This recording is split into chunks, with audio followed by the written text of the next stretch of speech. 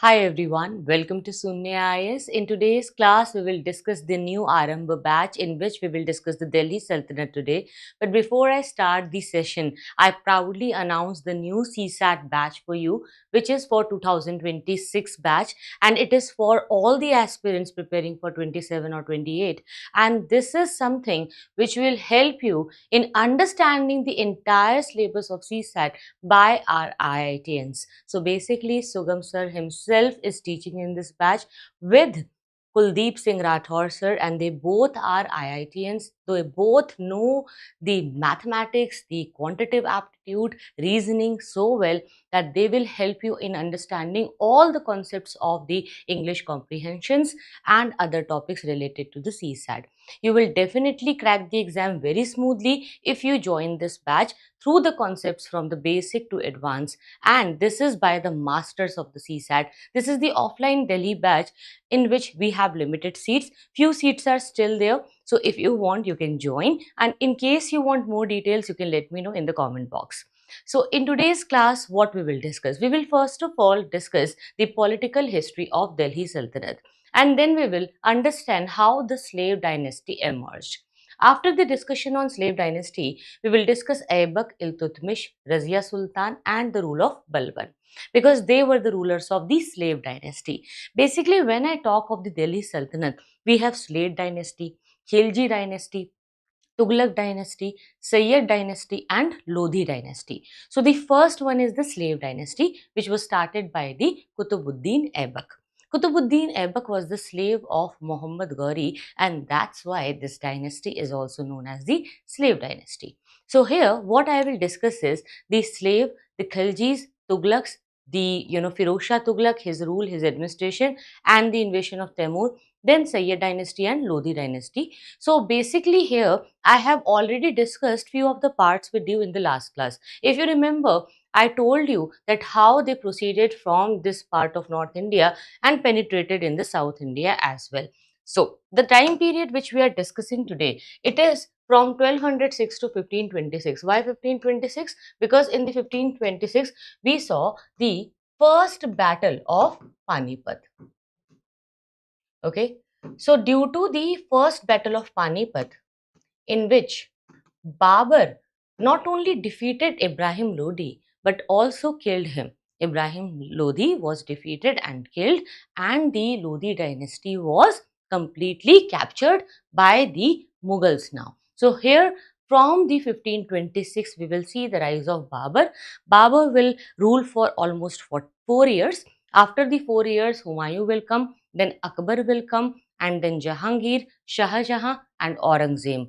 So Aurangzeb, till the rule of Babur from the Aurangzeb, it is known as the Mughal dynasty. But after the death of Aurangzeb in 1707, we call it the later Mughals, which is covered in the modern India, not in this part. So today what we will do, we will understand the rise of Mughals also, and we will completely discuss the Delhi Sultanate, the administration in the Delhi Sultanate, the art and culture of the Delhi Sultanate, everything in just one class.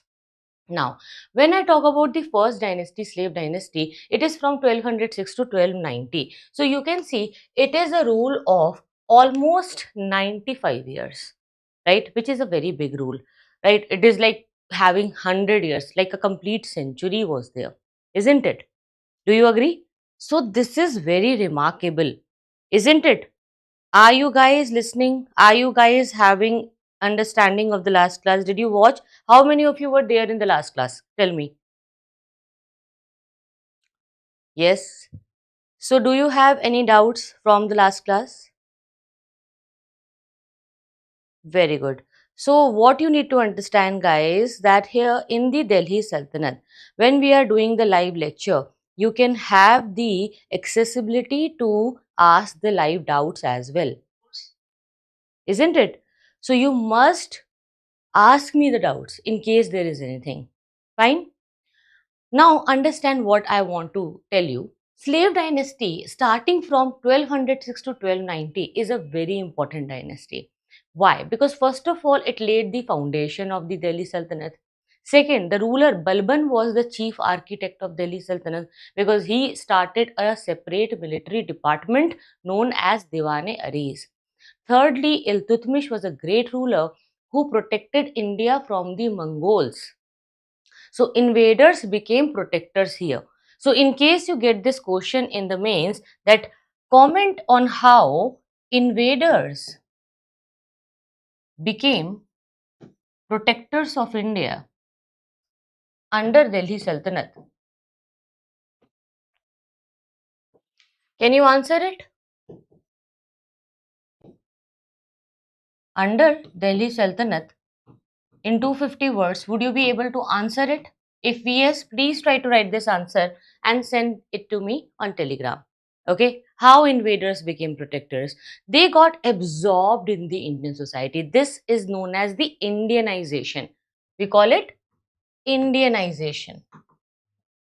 And every ruler, they were Indianized.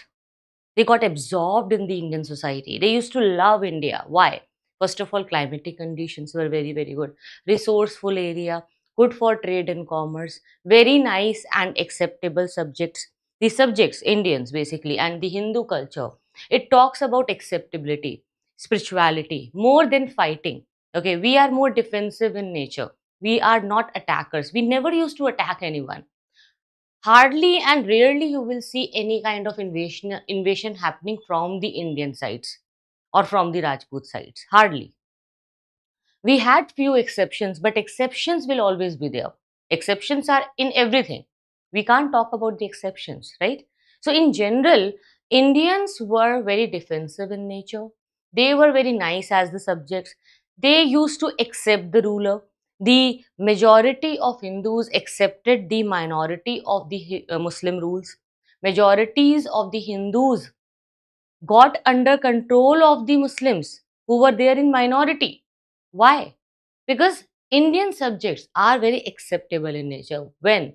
Until unless you don't touch their religion, until unless you don't get into their daily needs trouble. If there is no survival crisis, nobody will be fighting against you. This is a normal culture of India. But when Britishers came, then why the similar situations were not there? Why Britishers could not get Indianized in the India? Can you answer me? Why Britishers were not able to Indianized? Why they could not absorb the Indian society? Why they used to call the natives as uneducated and uncivilized? Why? Because to accept something or to get connected with something else, you first need to disconnect from your own origin. Okay? If I will be very much connected to my parents, I won't be able to accept anybody else as my parents. But if I will be not be very happy with my parents, then maybe I will love my in-laws more. Are you getting my point? It's like when your origin is not stable, when your home is not stable, when the base is not that superior, then you will have no advantage of liking someone else. Britishers used to have a sense of glory and pride about their British culture, about their language, about their origin. So they used to call themselves very much civilized. And according to them, they were so superior in their nature and behavior. They were so civilized that they could never see India from those eyes the way Mughals saw, the way Iltutmish saw it, the way Kutubuddin Aibak used to see it. Are you getting my point? So that's why something else was happening here. What is happening? Are you getting it? What is happening? That these people are getting Indianized. They they wanted Indian culture. They wanted to have this culture with them forever and ever. And that's why here we see that the slave dynasty, it was also called Mamluk dynasty, and Mamluk was the Quranic term for slave. Mamluk means a slave, a servant. And these slaves, they used to be very loyal to their rulers. Why? Because they were awarded and rewarded accordingly. They were awarded and rewarded accordingly. As they were awarded and rewarded with their services, they could get promoted. So they thought that if we want promotion, we need to do something extra for the master. So they used to serve the master with loyalty. And most of the times they were promoted from a small, servant to a commander, to a general, and sometimes to a ruler also, which is a great achievement. Sometimes slaves were preferred more than the son. More than the son. Slave was loved more than the son of the ruler. Slaves used to become the successors. They used to replace the son of the ruler. The blood relative was replaced by a relative who was a relative by heart. It tells you that not always the blood relation can win. Sometimes it is the heart of someone, it is the loyalty of someone. So, three dynasties were established during this period were Qutbi dynasty from 1206 to 1211, founded by Qutbuddin Aibak. Then first Ilbari dynasty from 1211 to 1266, founded by Iltutmish. Then second Ilbari dynasty 1266 to 1290, founded by Balban. So these three dynasties were established during this period. If I talk about Qutbuddin Aibak, from 1206 to 1210, 4 years he ruled and he died due to a game known as Chogan. He was playing Chogan, which is also known as horse polo, and he fell from the horse, due to which he died. So he died very suddenly and abruptly. That's why he could not contribute much for the architectural development of India. But he started the foundation of Qutub Minar because he used to follow Qutubuddin Bakhtiyar Kaki, who was a Sufi saint at that time. So it tells you that during this period, the Bhakti and Sufi movement was also rising, and Sufism was at its peak. Sufism was at its peak. Very, very important, because Sufism was a liberal arm of Islam. It was not a new religion, but it used to help everyone to get in touch with the idea of tolerance, idea of inner purity. They mixed the idea of love with devotion. So it is not just devotion in the Sufism, but it is also devotion plus love. Why? Because love is the biggest energy. It is the biggest source of energy for anyone, and it can give the energy to the devotion also, right?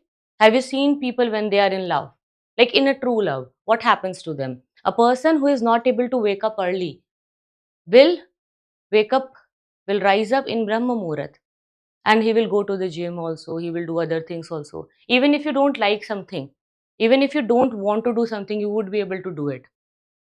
And if you like it, then you will have more energy to do it when you are in love, right? So that love gives you energy, and this energy will amplify the devotion also, which will help you to get the God or to get the salvation easily and more quickly. So that's why Sufism mixed the idea of love with devotion, and they were very tolerant in nature. They used to talk about the inner purity. They were not discussing the external conduct like Islam, but they wanted to have a very tolerant attitude, very spiritual ideas. And that's why they also used to love music. However, music is forbidden in Islam, but it was followed in Sufism. Okay, music and dance was a part of Sufism because it helped people to connect with the God more easily. Now, what happened that Qutubuddin Bakhtiyar Kaki was a very big saint, okay, and he was followed by Qutubuddin Aibak. So, on his name, the Qutub Minar was built, okay, but as I told you that suddenly and abruptly the Qutubuddin Aibak died, and due to his game of horse polo, also known as Chogan, he fell from the horse, and when he died, he could not continue the construction of Qutub Minar. So Qutub Minar construction was later completed by Iltutmish, and the fifth floor was added by Firoz Shah Tughlaq of Tughlaq dynasty. That is very, very important. The Qutub Minar area, which was made on the premises of a Jaina temple, is also having a very important metal inscription, the iron pillar of Chandragupta, the Chandragupta one of the Gupta dynasty, who is also considered the founder of the Gupta era. Okay. So that iron pillar is of Gupta's time. Okay, it is from the Gupta rule, dedicated to Chandragupta I. Talks about Chandragupta I and his ideas and achievements. But it is in the Delhi, which is inside the Qutub Minar premises. Why? Because it used to be a part of a Jaina temple at that time, which was destroyed, and the same material, the same building material was used to rebuild the Qutub Minar by the same material but a new construction. Same material but a new formation. Okay, so this way they used to reform the Indian architects by giving it a touch of Indo-Islamic architecture. Now here, Qutbuddin Aibak was a slave of Muhammad Ghori and was appointed as a governor of his Indian, possessions. Who started this idea of keeping a governor before you go back to your origin? This was given by Alexander. Do you remember Seleucus? Seleucus, who was defeated by Chandragupta Maurya. Seleucus Nicator, who used to rule in the northwestern part, he was a governor of Alexander. He used to control the part of northwestern side of India, and he gave entire of his provinces to the Chandragupta after he got defeated, and he also gave his daughter in marriage to Chandragupta.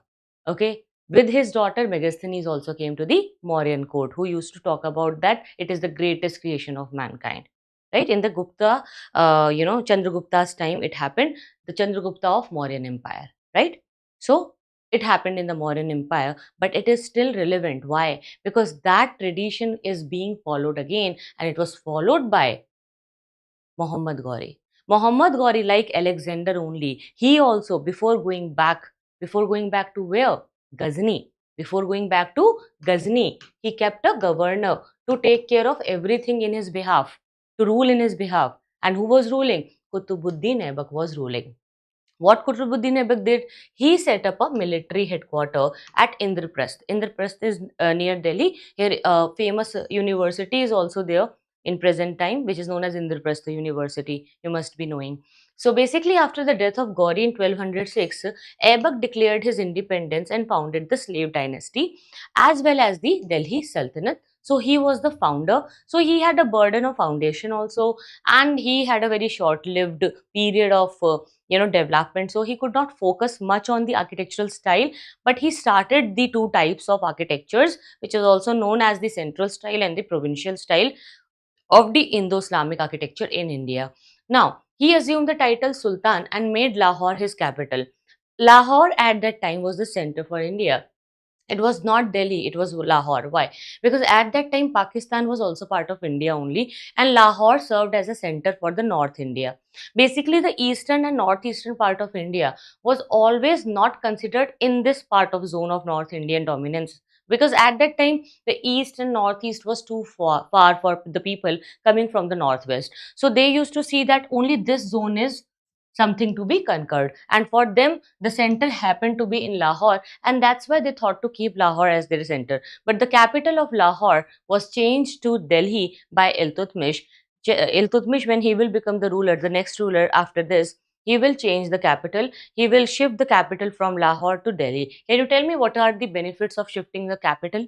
Why rulers used to shift the capital again and again? Even in the times of Mughal, you will see that Mughals used to keep their capitals here and there, sometimes here, sometimes there. Why they used to do it? Is there any benefit of shifting the capital? What are the benefits of shifting the capital?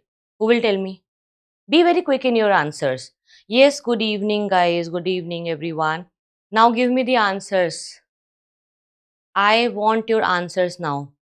Just understand, this is a very important concept which will be asked in your interview and in your mains exam. We are not preparing for prelims here. We are preparing to crack the mains in interview as well. So understand what we are doing. Here the concept is in very deep detail. We are connected ancient India, modern India, world history, everything in just one class. So when this level of depth is there with you, you also need to absorb it, right? And try to answer. Do you see any benefit of shifting a capital from here to there, from one city to another? What are the benefits? First of all, if a new ruler will come, he will try to have his own kind of officers, his own army men, his own commanders, his own civil servants. so that if he will shift the new capital, he will have new set of officers, new set of ministers, new area of administration. So nothing old will be continued. It will be like starting a new era. So whatever mistakes were there, whatever problems were there with the past capital will be automatically elaborated. Clear? Sorry, will be automatically eliminated.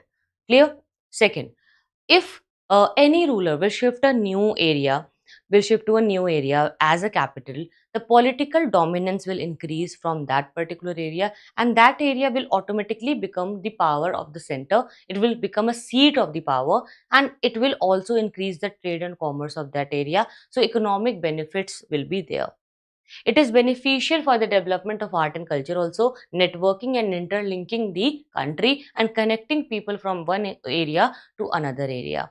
It helps the ruler to connect with the new masses and new set of followers, which will legitimize his position also. Okay, so these all are the benefits of shifting a new capital. Clear? Yes, they will be going away from their old enemies, not just enemies, but you will say old enemies, Jitendra. Security purpose will be also there. Fine.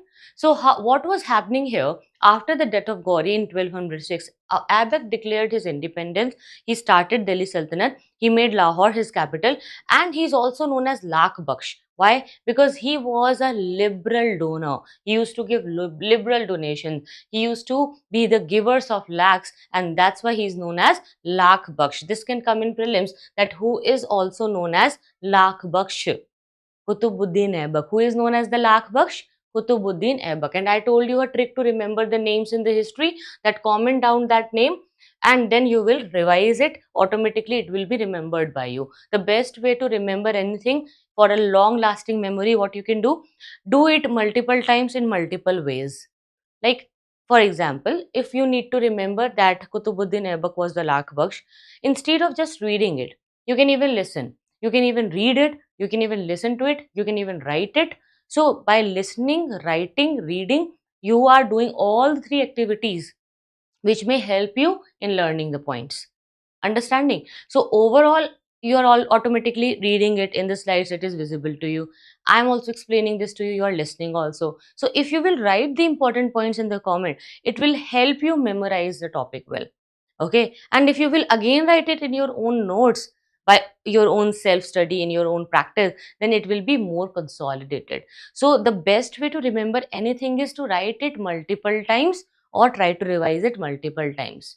Okay, and in different ways, sometimes by discussion, sometimes by listening, sometimes by cracking a joke on it, sometimes by just discussing it.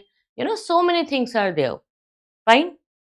Now, Aibak patronized the great scholars Hassan Nizami. So, Hassan Nizami was a great scholar and he started the construction of Qutub Minar also after the name of famous Sufi saint Khwaja Qutubuddin Bakhtiyar Kaki, and it was later completed by Iltutmish, and the fifth floor was added by Firoz Shah Tughlaq. Okay, so how to remember this? F for fifth floor, F for Firoz. Firoz Shah Tughlaq of Tughlaq dynasty. Now, Aibak died while playing Shogun in 1210 and he was succeeded by his son Aram Baksh, who was replaced by Iltutmish. So, what happened basically? Aram Baksh ruled for only 8 months. Okay, so when he was ruling, he was, not able to take care of things very nicely, properly, and Iltutmish was the slave of Kutubuddin Aibak, and he thought that he could usurp the throne. So he usurped the throne and he killed Aram Baksh and eliminated Aram Baksh and became the new ruler. So the next new ruler, which is important for you, is Iltutmish, who protected India from the Mongol invasions again and again. So first of all, let's understand the time period from 1211 to 1236. Iltutmish belonged to the Ilbari tribe and his dynasty was named as Ilbari dynasty. Basically, he was sold by his half brother in childhood and Kutubuddin Aibak bought him. And when Kutubuddin Aibak stayed with him, basically Iltutmish was very, very intelligent since his childhood, and that's why he was able to impress Kutubuddin Aibak, and that's why he got the ideas of governance from the Qutbuddin Aibak. He was better than the son of Qutbuddin Aibak. Okay, and that's why Iltutmish got the Iqtadari rights also. He was a Iqtadar initially, but later he became a ruler. So who is a Iqtadar? Iqta means province. Okay, Iqta means province. So what do you mean by Iqtadar? Iqtadar means governor of that province. Okay, governor of the province. So Iltutmish belonged to the Ilbari tribe and his dynasty was named Ilbari dynasty. He defeated Aarambh to become the Sultan and he shifted the capital from Lahore to Delhi to get the more secured places, have a new center of power, increase the dominance, get legitimacy in North India, and also to have a new set of officers and the commanders with him. Now, Temujin, popularly known as Genghis Khan, was the leader of Mongol who invaded Central Asia during his reign. But Mongol policy of Iltutmish saved India from the wrath of Genghis Khan. Do you know how? Basically, when Mongols were attacking the Central Asia, their ruler fled from the Central Asia and he came to Iltutmish for the shelter. But Iltutmish rejected the shelter. Iltutmish said that if I would give you shelter, then Genghis Khan will follow you and will attack on me as well. So instead of giving you shelter, now I decide not to have any relations with you. Somehow he was just trying to ignore the problem. It's not like he was just afraid of the war. It is always a brave decision to avoid the war because he knew that even if he will win, he will lose a lot of money, a lot of soldiers, and the time waste will be there. So it is best to avoid the fights. It tells you that it is not important to fight every time. Sometimes avoiding a fight and not saying anything can also help you win and can also help you to rule for such a long period of time. It was a kind of thing which was missing with the Rajputs. Rajputs who used to follow the principles every time, they were not able to understand this kind of diplomacy, and this is very important diplomatic skill which every ruler should have. Now, his annexation, Iltutmish marched against Bengal and Bihar and he reasserted his control over them. He also annexed the Sindh area and the Multan area into Delhi Sultanate. So I hope you remember that Sindh was the first city to be captured by the Arab conquerors in 712 AD. So now it also became the part of the Delhi Sultanate only. So he suppressed the Rajput revolts and recovered the Ranthambore, Jalore, Ajmer and Gwalior. So every area was secured by Iltutmish. Now, he was able to defeat many Rajput rulers also. He got the area of Ranthambore, Jalore, Ajmer, Gwalior also. Now, Iltutmish received the Mansoor. What is Mansoor? Mansoor is a letter of recognition. What do you mean by that? As you know that these people, Qutbuddin Aibak, Iltutmish and later Balban will also come. These people were not the rulers. They were not coming from the royal blood, right? So they never had the legitimacy to rule. So to legitimize their position, as they were the slave, so as a slave, to legitimize their position, they had to get recognized. So who recognized them? They were recognized by the Abbasid Caliph, means the Khalifa. Okay, in 1229 the Khalifa gave him a letter that okay, now you are not a slave but you are a ruler, because you are trying to secure such a nice position and you have defeated so many rulers, and since so long you are doing it, so you can get this letter. So even at that point of time, see, thousands of years ago, the letter of recognition was so important, right? Even today, if you will be a working professional, you will understand the importance of a recognition. It is very, very important for you.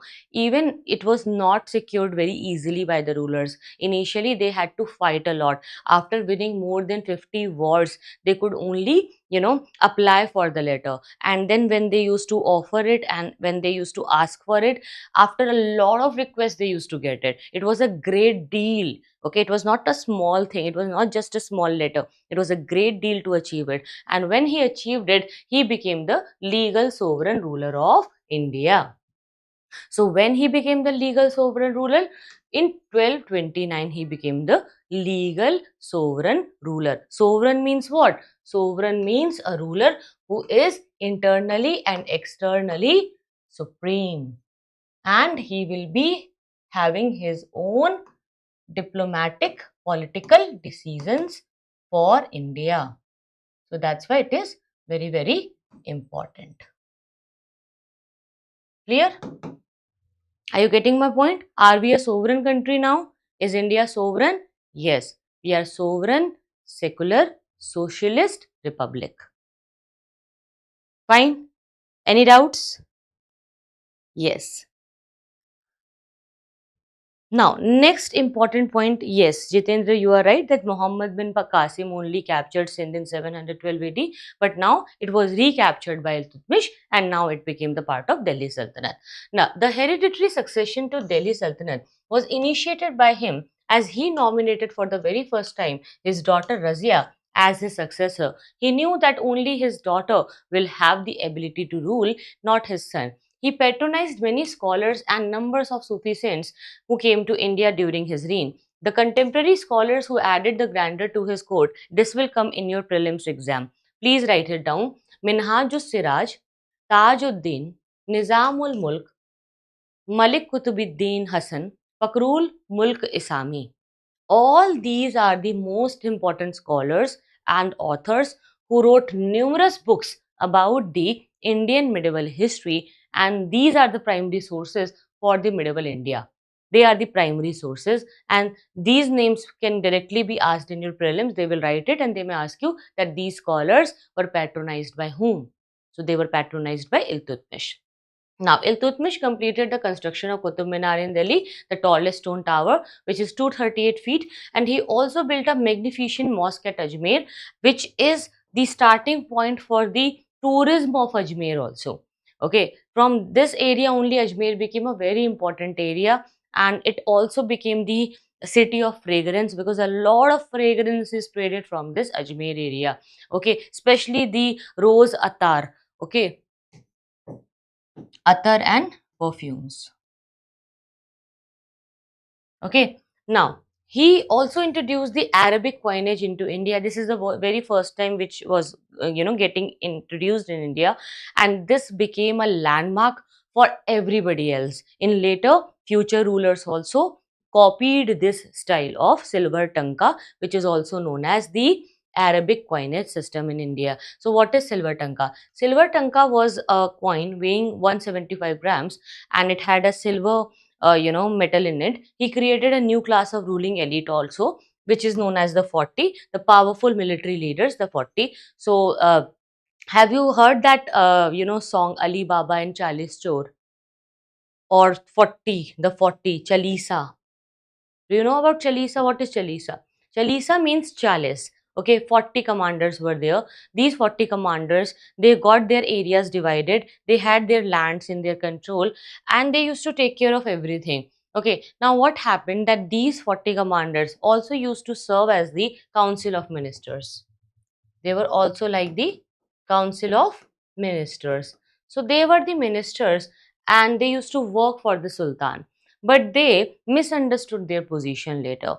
They became more powerful than the ruler. They thought that their decision is mandatory and binding on the ruler. So when they saw that after the death of Iltutmish, Razia Sultan became the ruler. Razia never used to listen to anyone. She used to come in the court without covering her face.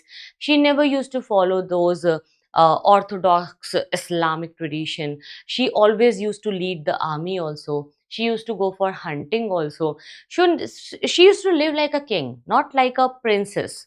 Okay, and she never wanted a princess treatment. She used to live like a king only, and this way of living, seeing a woman ruling like this was not liked by these 40 commanders. Later, after the death of Iltutmish, it happened, and that's why they started to plan, killing of Razia Sultan, a murder of Razia Sultan. So what happened? Razia was ruling, and she got a revolt from Ludhiana, and Altunia was there. Altunia was the ruler who revolted against Razia Sultan, and she went to suppress the revolt by herself. But what happened that wherever Razia used to go, Razia used to keep a man with him known as Yaqub.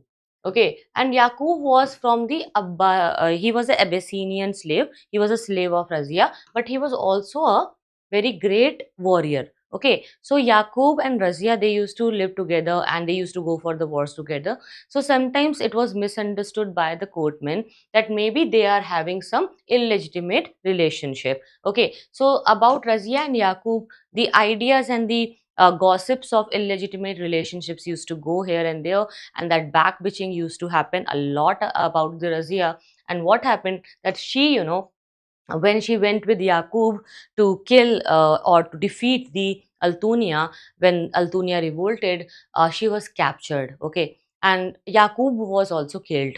So when Yaqub was killed, Razia had no other option but to marry Altunia. So she married Altunia and she made it a political matrimonial alliance with Altunia. So what do you think? Will this alliance work? Will it survive? Yes or no? Tell me quickly. Was it a good decision? It was a good decision at that point of time, right? But this alliance, this political matrimonial alliance, was not seen nicely by the 40. Just assume now, if in case this alliance could have been done by a male ruler, let's say a male ruler or a sultan who went to some other place and during a war he had to do a matrimonial alliance, it could have been accepted easily by the people, right? It would have been a very normal thing for everyone. But as she was a female, it was seen against Islamic order, against the Sharia law, against the Muslim marriage ideas. And that's why it was seen very wrongly by the Shalisa, and they planned to kill Razia and, remove her. Okay, this happened.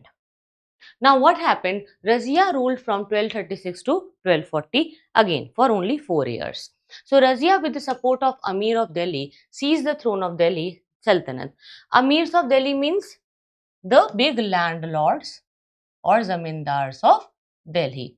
Now, she appointed an Abyssinian slave, Yakut, as the master of royal horses. Now, Yakut used to stay with Razia all the time. As I told you, their illegitimate relationship gossips used to go here and there.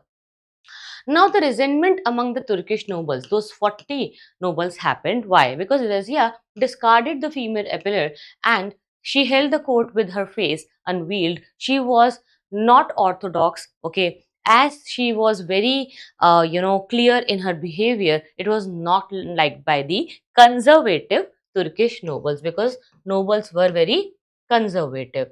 And they also used to think that whatever they say or advice is binding on the ruler. They used to feel like we are bigger than the rulers. Nobles used to think that we are not just the ministers, we are not like servants. Whatever we guide, whatever we say, should be followed by the rulers. So, a position of power and tussle started now. The tussle of power started now. This tug and war between the nobles and the rulers got started. Now, every time a new ruler will come, we'll have to face these nobles. We'll have to face this tug and war. Because nobles used to prove themselves every time that they are superior. And ruler used to say, how can you be? I am a ruler, I am a king. How can you be more superior than me? I am the supreme authority. So nobles used to misunderstood their position and sometimes they used to plan the murder of the king and queens also. They used to get so offended, and in case they were offended, they used to plan murders like this. Now, these nobles basically, they used to hate Razia because they were conservative. And Razia, she even went for hunting and she led the army. See, nowadays, if you read it, it looks very normal to you. Why? Because you are a new generation, Gen Zs, right? Now, people in this generation, it is very common for you guys to see a girl moving here and there like that. But at that point of time, it was a conservative era where in the Islamic order, it is not allowed a woman to be like this. And when she used to go here and there, she was not liked by the conservative Turkish sultans. And now in 1240, Altunia, the governor of Bhatinda, he revolted against her. Okay, so he was the governor of Bhatinda. Please remember Bhatinda. So now Razia, she was, took into prison, and she was captured, and Yakut was also killed.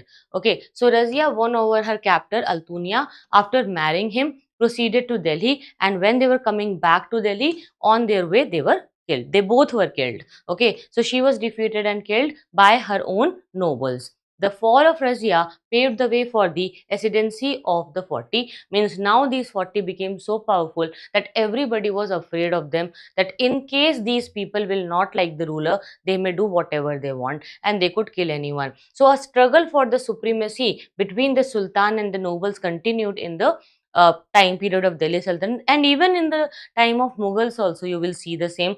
Do you remember the idea of those brothers who used to kill everyone, the Mughal rulers, Sayyid brothers, right? Sayyid brothers, they used to call themselves kingmakers in the Mughal time. So I'll tell you about Sayyid brothers also. Try to connect it with the Sayyid brothers, because this intention is very much like Sayyid brothers. In the Mughals also, during the Mughal rule, we had Sayyid brothers, and they used to call themselves kingmakers. They used to be the nobles under the Mughals, and they wanted to rule in behalf of the ruler every time. They thought that they are the supreme and they can do whatever they want. And that's why it was very hard to get out of their tussle. And it was Nizamul Mulk of Hyderabad who, thought of killing Sayyid brothers, and he was the one who planned it, and he was able to kill them and eliminate them from the Mughal Empire. So I'll discuss this with the idea of Sayyid brothers and the tussle of supremacy between nobles with you during the Mughal chapter, which we will start tomorrow. Most probably tomorrow I'll do Mughals with you, but right now let's stick to the Delhi Sultanate. So in 1246, Balban succeeded in putting Nasiruddin Mahmud, a younger son of Iltutmish, as Sultan, but Nasiruddin Mahmud was not a competent ruler. Nasiruddin Mahmud was ruling, but Balban was taking care of everything. Now, Balban was a noble basically, but now he became the ruler. Why? Because Balban thought that he will be best to rule. So, era of Balban gone started from 1246 to 1287, which is almost 40 years of rule, a very long period of time. That's why he is known as the chief architect of Delhi Sultanate. Now, Ghiyasuddin Balban is the full name, who was also known as Ulugh Khan. Please remember, Ulugh Khan was a Naib or a regent to the Sultan, basically a prime minister, okay, of the Sultan Nasiruddin Muhammad. Now, he thought that he would be able to take the throne. So, Nasiruddin Mahmud was removed and Balban became the ruler. So, according to Balban, the Sultan was God's shadow on earth and the recipient of divine grace. Why he used to say this? Can you tell me? It was said to legitimize the position and supremacy of the ruler over the noble. It was to make the ruler feel like a ruler and as if nobody else could touch him. Okay, he started some new ideas in the court in which, do you know that action speaks more than word, right? So he started a new concept of prostration, which is kissing the feet of the Sultan whenever he comes in the court. So when he used to enter, these people used to kiss his feet, and it is very similar to the idea of Charnamrit in Hinduism. Charnamrit in Hinduism is a very sacred water. Even if it comes from the feet, it is very pure for the people.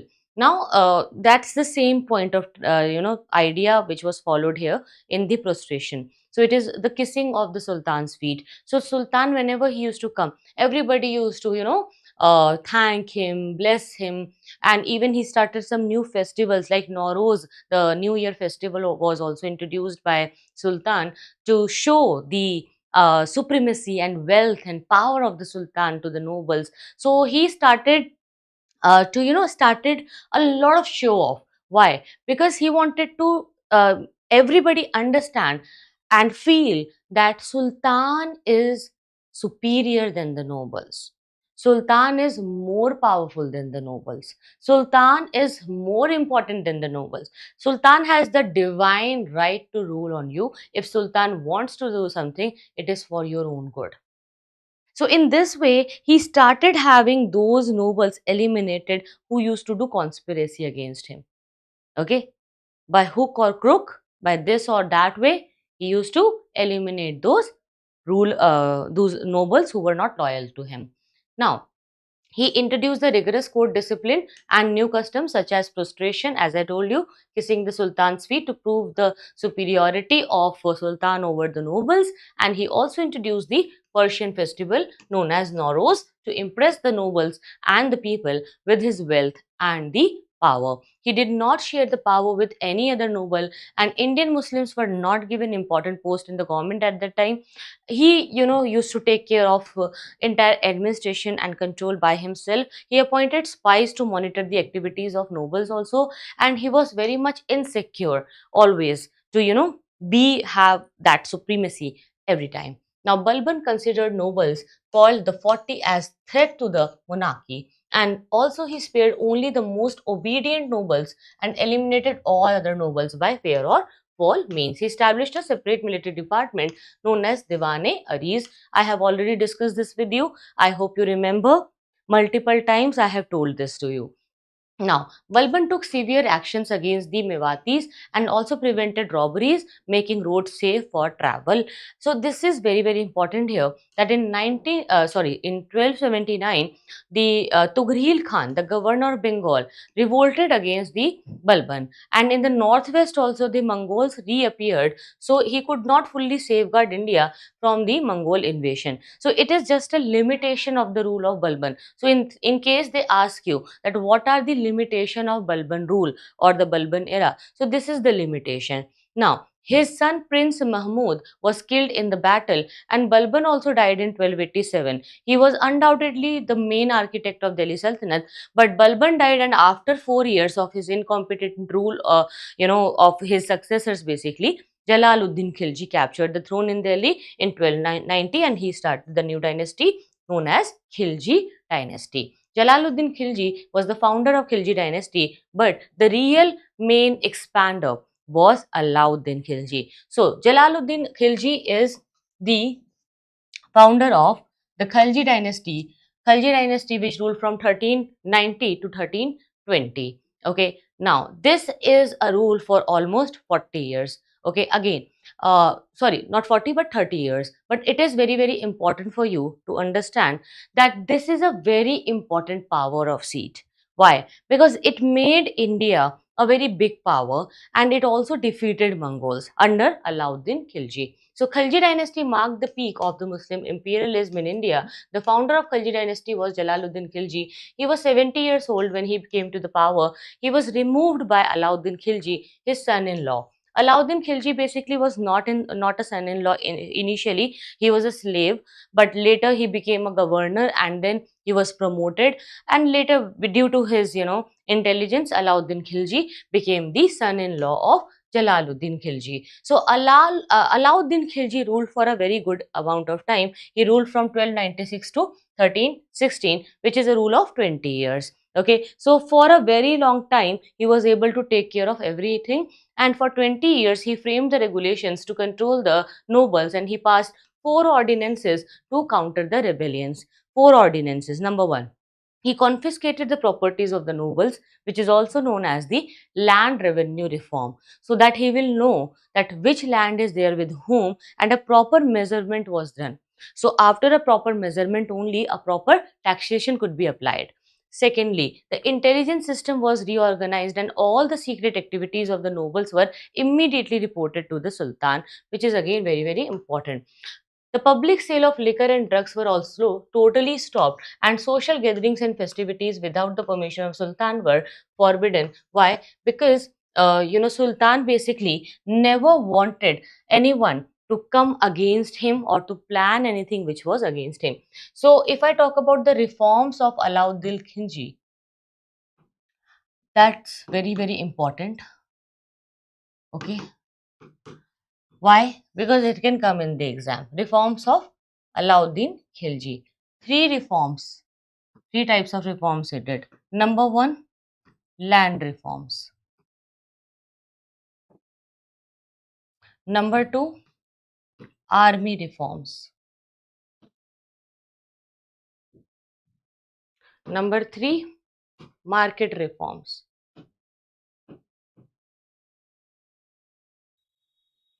Now, सबसे पहले first land reforms. When I talk about land reforms, it is related to the measurement of land. Okay, land measurement was done accurately so that accurate amount of taxation could be applied, and the tax was collected in cash so that this collected cash would be given to the salary of these army men. The army men, the soldiers were having cash payments.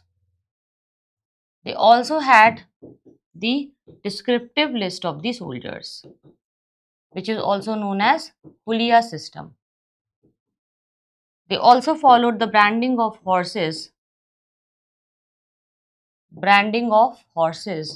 known as Dag system. In market reforms, to control the economy, he did two things. First of all, he controlled the inflation by fixing the price and the market areas of all the kinds of good. Three types of markets were there: one for the luxury good, one for the horse and arms and ornaments, and one was for miscellaneous things. So he fixed the price of everything, and he used to give harsh punishments. He used to levy harsh fines, very heavy fines, whenever anybody used to be a dishonest shopkeeper. So it was very important that people followed his rules. He also burned the parts of the history in which his names were not written. So he just wanted his name to be there. So he had a lot of scholars. He patronized everybody, but he ensured that his name is mentioned. And wherever the importance is not given to the Alauddin Khilji, it was just destroyed. Clear? Is there any doubt? Yes. They were not like the feudal lord, Jitendra. They are not like the feudal lord. Basically, these Shalisas or Turkish sultans, they were like the ministers, like council of ministers you see today. It is similar to that. Fine. Now, these reforms are very, very important. Let's understand it in the bookish language also. So, as I told you about the reforms of Alauddin Khilji, he maintained a large permanent standing army and paid them in cash, which led to the price regulations popularly called as market reforms. Okay, he introduced the system of dag, means branding of the horses, in which he prepared a very good symbol on the back of the horses to know that if it is a royal horse. Also, the Hulia system, the descriptive list of the soldiers, where the face and the entire idea of that particular soldier was given. He established four separate markets in Delhi, one for grain, another for clothes, sugar, dried fruits, butter, oil, and third market was for horses and slave and cattle. Fourth was for miscellaneous commodities. So four markets. So please understand, four markets. Make a correction, four markets were there. Each market was under a control of a officer known as Shahna A Mandi or Shahne Mandi. Like, have you heard the idea Shane Punjab, Shane Delhi? So, Shane Mandi. So, he was the Shah of Mandi, officer of Mandi. Okay. He established a separate department called Diwan-e Riyasat under an officer called Nayab-e Riyasat. Very, very important. Diwan-e Riyasat was a new separate department. Okay. Very, very important. Also, market regulations were there, that there were secret agents called as Munians or Munias, who were sent to report the Sultan regarding the functioning of the markets, and the violation of regulations was severely punished.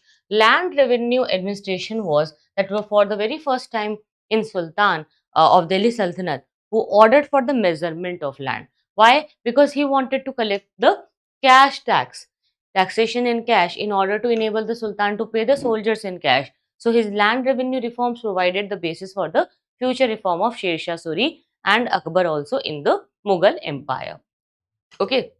If I talk about the military campaigns, Alauddin Khilji sent his army 6 times against the Mongol, which was ultimately successful. He was the only one ruler who used to send his own army against the Mongols. He was so brave and very confident also. Thousands of Mongols were killed, and the northwestern frontier was fortified and secure, and Ghazi Malik was made the warden. So Ghazi Malik became the warden to take care of the area and to march the area to protect the frontier from the northwestern side. Why? Because he knew. See, he knew that every time the attacks happened in India through the passes, always from the northwestern side. So what Alauddin Khilji did? He made Killa. He made a fortification in this side. So this fortified area was covered, and it was under a control of a security guard or a warden known as Ghazi Malik. Now this Ghazi Malik, he only started the new dynasty known as the Tughlaq dynasty. Why? Because Ghazi Malik saw that after the Padmavat episode, Alauddin Khilji, he turned into a mad ruler and he was not able to take care of himself. So the sons of Alauddin Khilji were blinded, and Malik Kafur himself is said that he served the poison. And after the murder of Alauddin Khilji, it is not clear that how he was killed, but after the death, what happened that Ghazi Malik, he took the throne, and he took a new title also, Ghiyasuddin Tughlaq. So this is the starting of Tughlaq dynasty. So let me just end the Khilji dynasty first before I start the Tughlaq dynasty with you. So in the end, what happened with the Khilji dynasty? If you look at this area, this is Daulatabad, okay, and this is Warangal, this is Dwar Samudra, Madurai, and this is the area of Delhi, okay, and this is Chittor, which is very, very important for the Padmavat episode. So I will tell you what was happening in the Padmavat episode. Padmavati. Who wrote Padmavati? Jayasi. I told you in the last class also. Jayasi wrote Padmavati. Okay. So what happened? Alauddin Khilji basically, he sent Nusrat Khan and Ulugh Khan to capture the Gujarat in 1299. So Gujarat was captured by them. In 1301, Alauddin marched against the Ranthambore, and after the 3 months, he captured Ranthambore also. The Rajput women committed Johar or the self-immolation after this. In 1303, Alauddin stormed the Chittor fort. This you can see here. So here who used to rule? Here Raja Ratan Singh used to rule. So Raja Ratan Singh and his soldiers fought valiantly, but they submitted. Now the Rajput women, including the Rani Padmavati, performed Johar. Padmavat, written by Jayasi, mentions about it, and after this episode, Alauddin Khilji became very unhealthy. He was very unwell, and ultimately he died. Okay, after this he died. Now the problem, see, basically I really understand the idea of Johar, and it was a great thing that women, they try to protect themselves. But the problem is that it is our failure in the medieval India that we could not make our women like Lakshmi Bai. If these princes and these queens, they could have trained well to succeed the throne and to keep the administration in their control, it would have been a different picture. Okay, it would have been a different game, because if these queens, if they could have wanted, so there would have been a time maybe that it was possible that they they got the opportunity to serve after their husbands. Like we have different examples of Rani Lakshmi Bai. We have the Begum of Bhopal's Begums of Bhopal. There are many examples. We had the example of Razia Sultan in past. In South India also we have different examples of female rulers. So it was a very misconception under many of the Hindu kingdoms, and even today it is there in India, that a woman can't rule or a woman can't fight, and if as if she could not be trained, which is a very wrong belief, very conservative. So I feel that if we, we had any idea of that time, we would have trained these princesses, and these, queens to take care of the administration once their husband died. Then it would have been better for India. Maybe they could protect us very well because they had everything with them. They just had to, fight against the warriors. Now, the conquest of Deccan and the far south happened. So, this region was ruled by four important dynasties where Alauddin Khilji attacked. So, Alauddin Khilji attacked in the Yadavs of Devgiri, Kakatiyas of Warangal, Hoysalas of Dwarsamudra, and Pandyas of Madurai. Devgiri, Warangal, Dwarsamudra, Madurai. Please look at this in map. Madurai, Dwarsamudra, Warangal, and this is Daulatabad, okay, which is also known as Devgiri. So Devgiri and Daulatabad are same. Devgiri and Daulatabad are same. Please look at this area. These are the four locations. 1, 2, 3, 4. We need to learn about them. How Alauddin Khilji captured these areas. How Alauddin Khilji attacked these areas. What happened with these areas. So, the conquest of Deccan in the far south happened, and this region was ruled by four important dynasties, as I told you. Yadavs of Devgiri, Ramchandra Deva, who submitted automatically when he understood that he would not be able to fight against the Alauddin Khilji. Kakatiyas of Warangal, and here also the Pratap Rudra Dev was there, who was defeated. Then Hoysalas of Dwar Samudra, where Veer Bhallal III was there, and he was also defeated. Then Pandyas of Madurai, where Veer Pandya fled to the capital Madurai, and Kafur seized it. Malik Kafur, the slave of Alauddin Khilji. Okay, he also captured it. So Alauddin Khilji ultimately died in 1316. Although the Sultan was illiterate, he patronized many poets like Amir Khusro and Amir Hassan. And even today, this is the reason that why our legislatures, they don't need to face any exam to become a parliamentarian or a member of the parliament. To become a member of parliament, you don't need to give any exam. Why? Because to be a legislature, it is to be a person of wisdom. Education is not important. Wisdom is important to rule. And he had all the wisdoms. At that time, Alauddin Khilji, he built a famous gateway known as Alai Darwaza, and he also constructed a new capital at Siri. His successor was Mubarak Shah and Khushro Shah, but they were also removed very easily. The fall of dynasty happened due to Ghazi Malik, the governor of Dipalpur. He was also the warden in the northwest India, and he killed the Sultan Khusro Shah and ascended the throne of Delhi under the title Ghiyasuddin Tughlaq in 1320. And this is the starting of the Tughlaq dynasty. The Tughlaq dynasty ruled from 1320 to 1414. The founder of Tughlaq dynasty is Ghiyasuddin Tughlaq, and Ghiyasuddin Tughlaq laid the foundation of Tughlaqabad near Delhi. It is a very important city even today, and if you know the area of Ghaziabad, Faridabad, Tughlaqabad, all these places are near Delhi. All these were developed by the Ghiyasuddin Tughlaq only. So Muhammad bin Tughlaq, after the Ghiyasuddin Tughlaq, the next ruler came who was known as Muhammad bin Tughlaq, also considered a mad ruler. From 1325 to 1351 he ruled, which is a very big period of time. Almost 30 years he ruled. So 30 years of rule. So after ruling for a few more years, what he realized that he can be a ruler of all the directions. He wanted to be a ruler for South India also. So what he did, he shifted the capital from Delhi to Daulatabad or Devgiri. Daulatabad and Devgiri are same. I will write it here for you. So what he did, he shifted the capital from Delhi to Devgiri to rule the South India in a better way.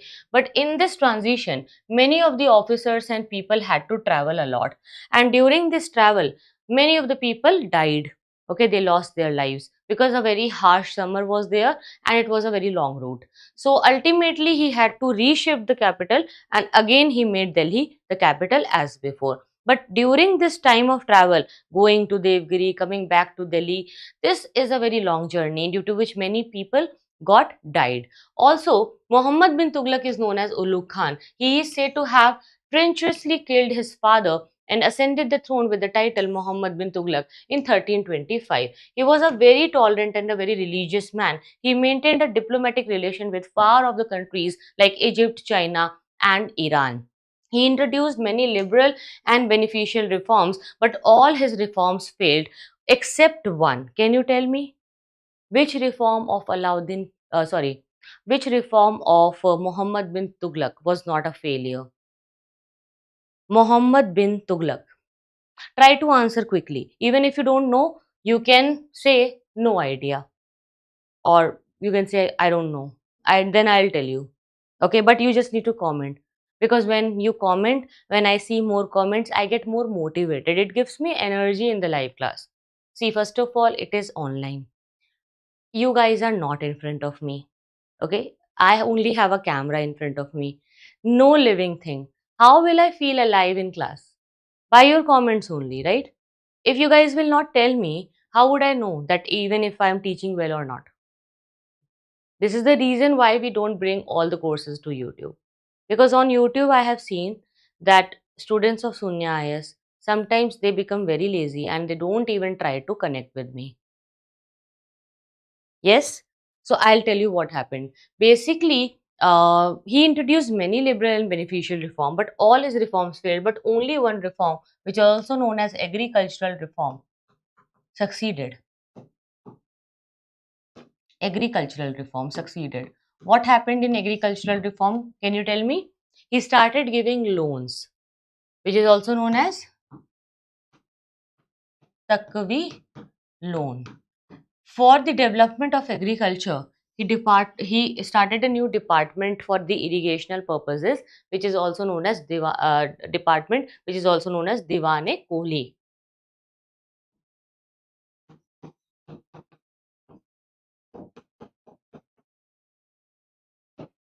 Okay, I'll tell you more details about this.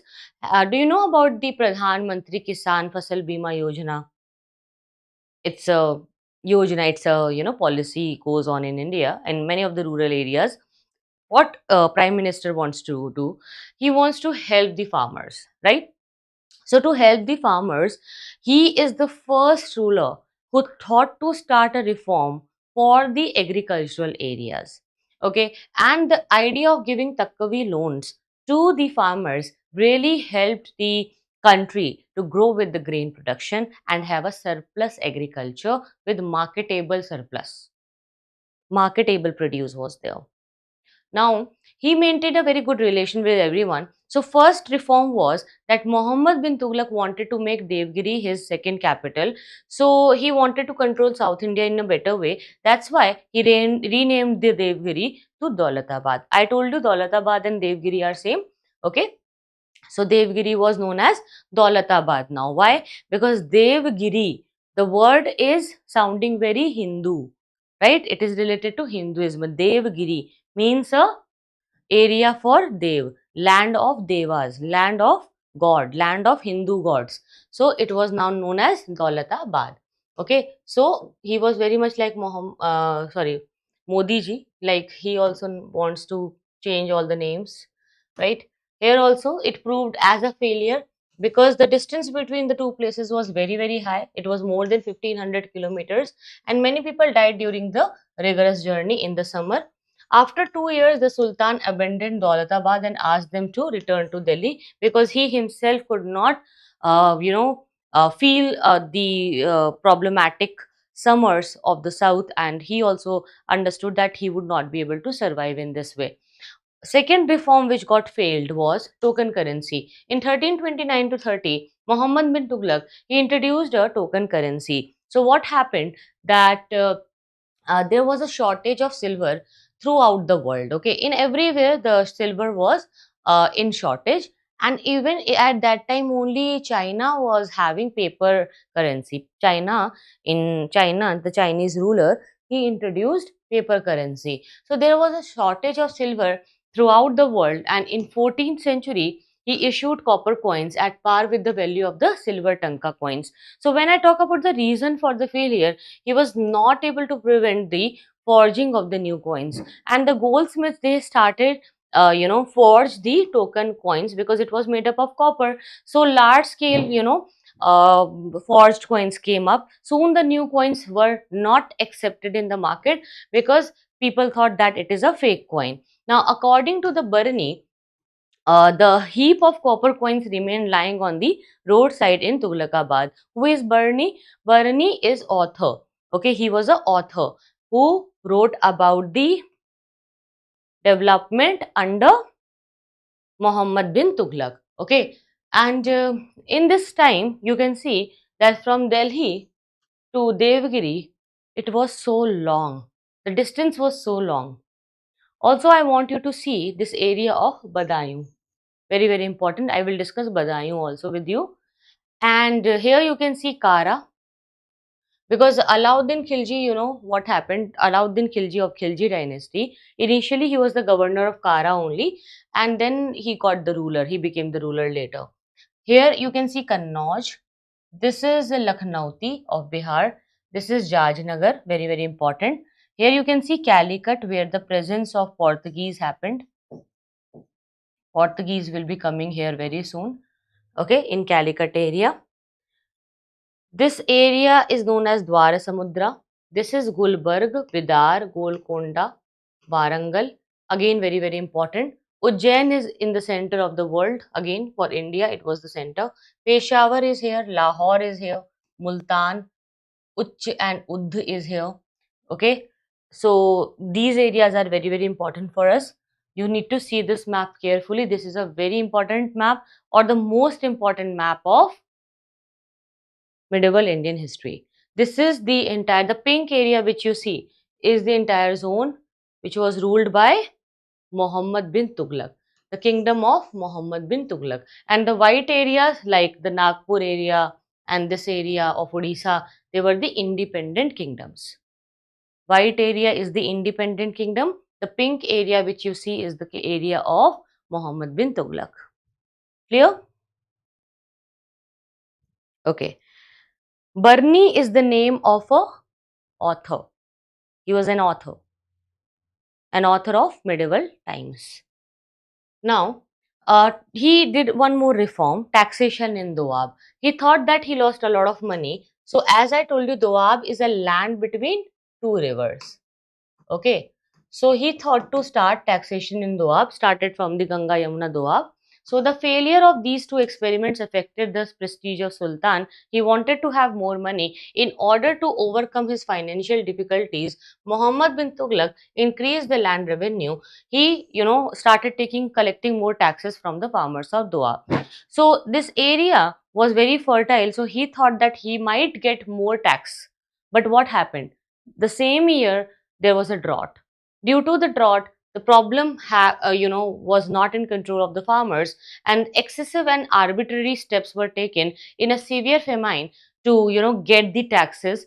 So it started a revenging in this area, which resulted in serious peasant revolt. After this peasant revolt, there was a realization. Muhammad bin Tughlaq realized that he was wrong and he should do something for the farmers, and then he started the Takvi loans. Okay, Takvi loans. So he launched a scheme by which Takvi loans or loan for cultivation were given to the farmers to buy seed and to extend their cultivation. And a separate department for agriculture known as Diwane Kohi was also established. Clear? So this point you need to remember because it's an exception of the failed reforms of Muhammad bin Tughlaq. Clear? Yes, yes. No, not Al-Biruni. Barni is a different person. Okay. Very good, Thakur Nishant. Now, rebellions. By the nobles and provincial governors, we saw many rebellions. The rebellion of Hasan Shah resulted in the establishment of Madurai Sultanate, and in 1336, the Vijayanagar Empire was founded by Harihar and Bukka.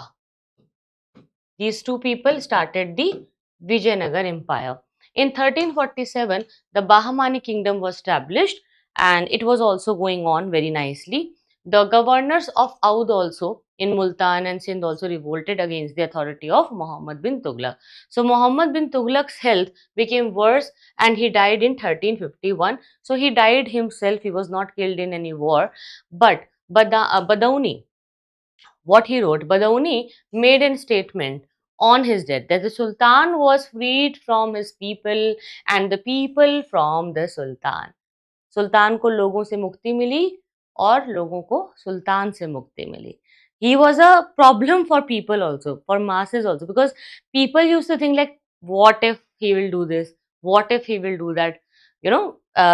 Nowadays, sometimes I see, I'm not comparing Modi ji with Mohammed bin Tughlaq, don't take it otherwise, but I just want you to understand, every day, 8 o'clock, in the evening, people in India sometimes they feel anxious. What if Modi ji will come and will say Namaste bhaiyon aur behnon, and then he will introduce something, aaj notebandi ho gayi, or demonetization, GST or whatever. So people, still have that kind of anxiety. So same anxiety was there with the people. Now, what happened after Muhammad bin Tughlaq? After the death of Muhammad bin Tughlaq, Firoz Shah Tughlaq became the new ruler. Firoz Shah Tughlaq ruled from 1351 to 1388, and after the death of Muhammad bin Tughlaq in 1351, Firoz Tughlaq was chosen as the new sultan by the nobles, because nobles again got the power and supremacy. Okay, nobles again became important. Do you remember what nobles used to do? What they did with Razia Sultan? Do you remember? Tell me. So similar situations will happen again. Now these nobles, they used to control the ideas of Firoz Shah Tughlaq. Now he appointed Khane Jahan Makbal, a Telugu Brahmin who was converted as a wazir, okay, prime minister. So, he became a new person to take care of everything. So, Khane Jahan Makbal was a Telugu Brahmin, but he was a converted person. He got converted to Islam. So, military campaign started from Bengal. In Bengal, he led two expeditions, but they were not successful. Bengal became free from the control of Delhi Sultanate, and the Jajnagar area, which is modern Odisha, which I have just shown you in the map, he returned with a very rich booty acquired from this area from the temples of Jajnagar. In Nagarkot also he made its ruler to pay tributes, and Sultan collected 1300 Sanskrit manuscripts from the Jwalamukhi temple library and got them translated into the Persian language, which is again very important source, for a primary source for understanding the medieval Indian history. Thatta, which is there in the Sindh region, is also very important. Okay, here also he did a military campaign. So these are the important military campaigns. If I talk about the administrative reforms, he strictly followed the advice of the ulemas. Who are the ulemas? Ulemas are like, you have pandits in Hinduism. Similarly, they were like the pandits or the Brahmins of Islam. Okay, or you can say the religious preachers or Maulvi, okay, or Imams. So this is very opposite of Akbar. When we will read Mughal Empire tomorrow, you will get to know that in Mughal Empire, Akbar was never following the advice of ulemas. Akbar never used to follow ulemas. He used to follow his mind, his brain. But here, Firoz Shah Tughlaq, he was not secular. Firoz Shah Tughlaq was not secular. He was not tolerant. Okay, he was not tolerant at all. He strictly followed the advice of ulemas in running the administration, and he assured the hereditary succession, or the Ikta system was revived, and it was made hereditary. Means the Iktadar, if he is a Iktadar or a governor of a province, so his son will become the next Iktadar. So this, hereditary rule got started. Now jizya was a tax which was, implied on the person who were non-Muslims. So if you are from any other religion, then you can convert to Islam, or you need to pay a tax. So jizya tax was strictly imposed on the non-Muslims, and he was the first sultan to impose the irrigational tax also. Why? Because he was doing irrigational developments also. So to do the development in the irrigational field and to have new canals, he had to collect a lot of taxes also. So he imposed irrigational tax, but at the same time he dug irrigational canals and wells also. The longest canal Please write it down. Very, very important. The longest canal was about 200 kilometers from Satluj to Hansi. He also developed royal factories, which is also known as karkhanas, in which thousands of slaves were employed. And these people, whatever they used to make, was used by the Sultan himself. He built a famous city, Firozabad, near Red Fort in Delhi, which is now called Firoz Shah Kotla.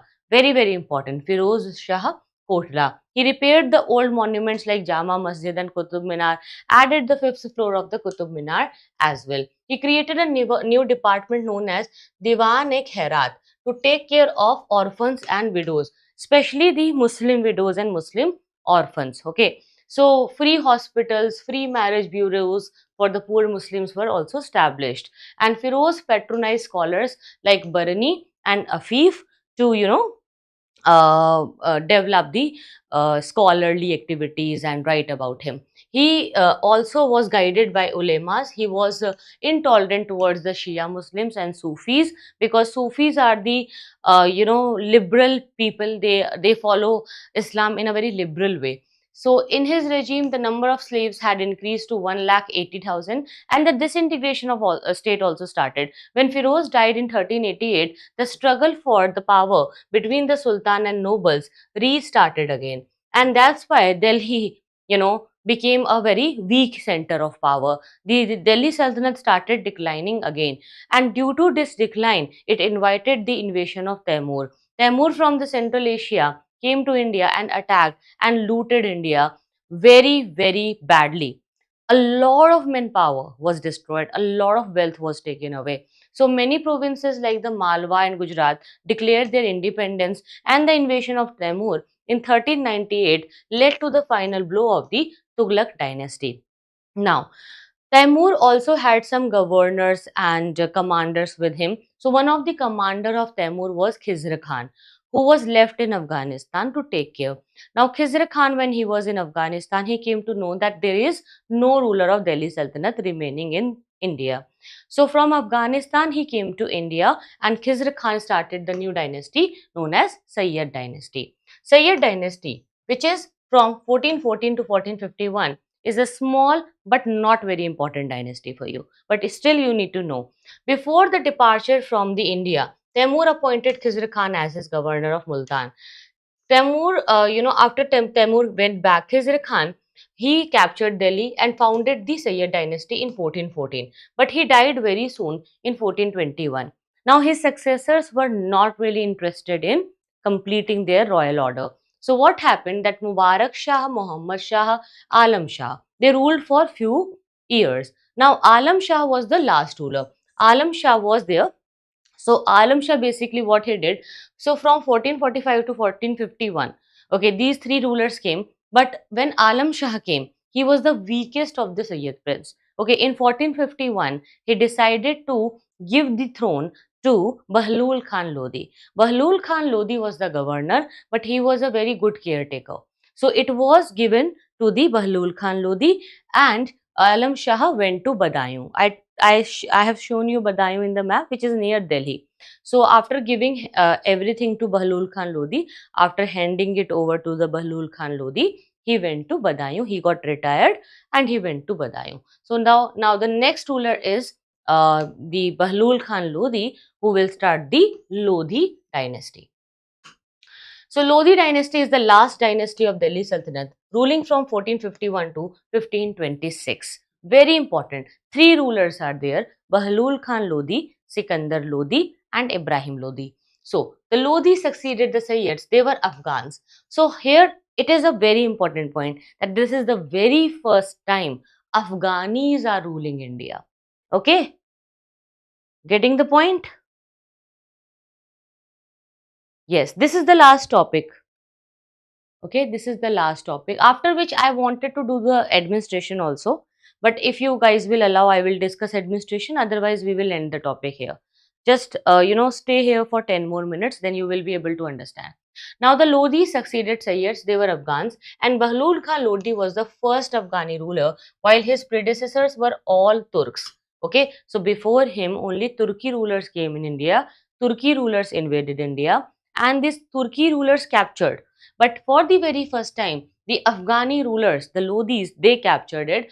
And then, Lodi, basically, Bahlul Khan Lodi died in 1489. Then Sikandar Lodi became the new ruler. Sikandar Lodi, he was the very great ruler of Lodi dynasty, and of the three Lodi sovereign, three Lodi rulers, he was the one who made it very strong and powerful. He brought the whole Bihar under his control, and he also forced the rulers of Bengal and concluded a treaty with them. So here, from here only, in Bihar, which is in the east side of India, the Afghanis will prevail, and that's why later you will see the rise of Sher Shah Suri.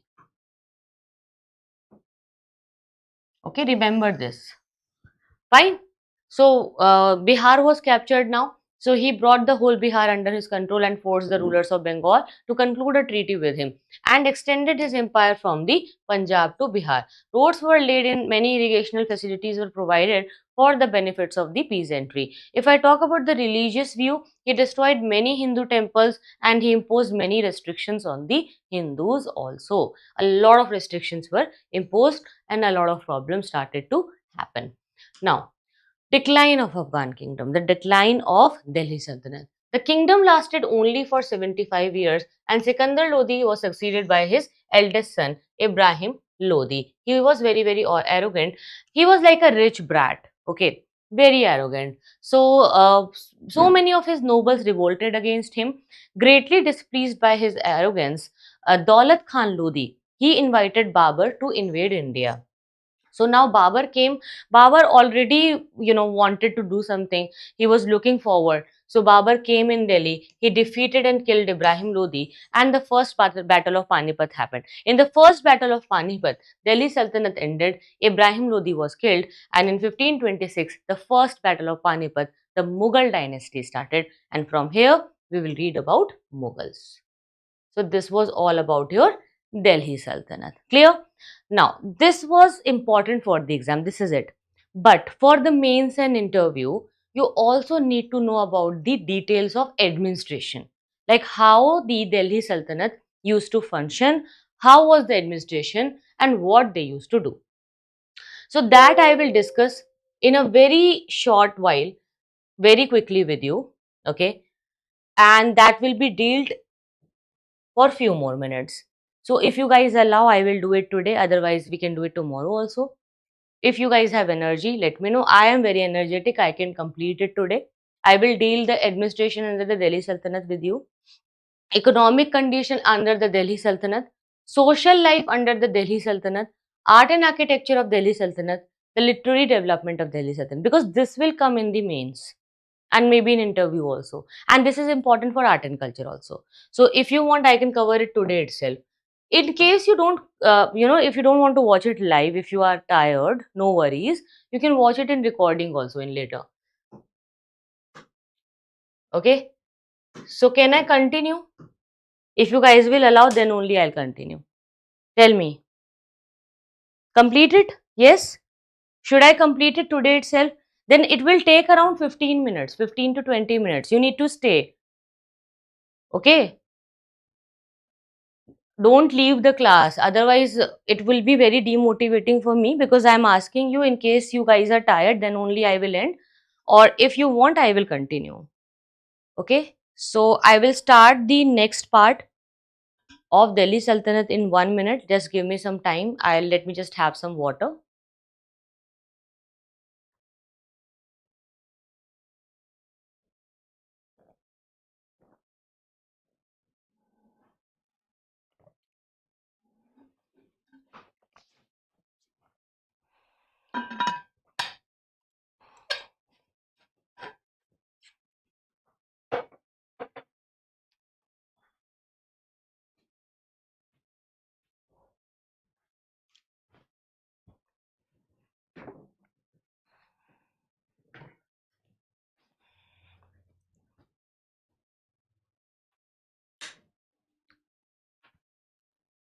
So now we will discuss the new part, which is also known as the administration of Delhi Sultanate. Okay, that we will discuss now. So first of all, We have discussed these dynasties: Slave, Khilji, Tughlaq, Sayyid and Lodi dynasty, right? All the dynasties are covered. Here you can see Delhi and this is Devgiri here you can see. Now, if I talk about the administration, okay, the administration system, the administrative system made a powerful impact. Why? Because in the Indian provincial kingdoms and the local areas of India, it became a landmark for everyone to understand that how to rule, what to do, how to do. Okay, and later on the Mughal system of administration also, it created an impact. So, the Delhi Sultanate was an Islamic state with its religion Islam, and the sultans considered themselves as the representative of Caliph, who is also known as Khalifa. So, Khalifa was, the person living in Turkey, but he had a theocracy in Turkey. He was a religious leader, and he was the leader for entire Muslim world. So basically, they included the name of Caliph in the khutbah also, in the prayer also, and they inscribed it on their coins also.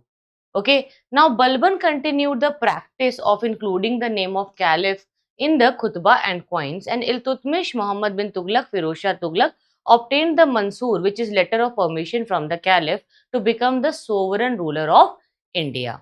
Okay, to become the sovereign ruler of India. Now, the Sultan. Sultan was the ultimate authority under Delhi Sultanate for his military, legal, and political activities. Everything was dependent on Sultan. Law of succession was not very clear because all the sons had equal claim to the throne. Even the daughter also had the claim because Iltutmish nominated his daughter. Okay, as we have already seen it. Now, the nobles played an important role in the nomination of the successions. Why? Because nobles used to advise, and they thought that whatever we advise should be there. According to us, only the empire should work.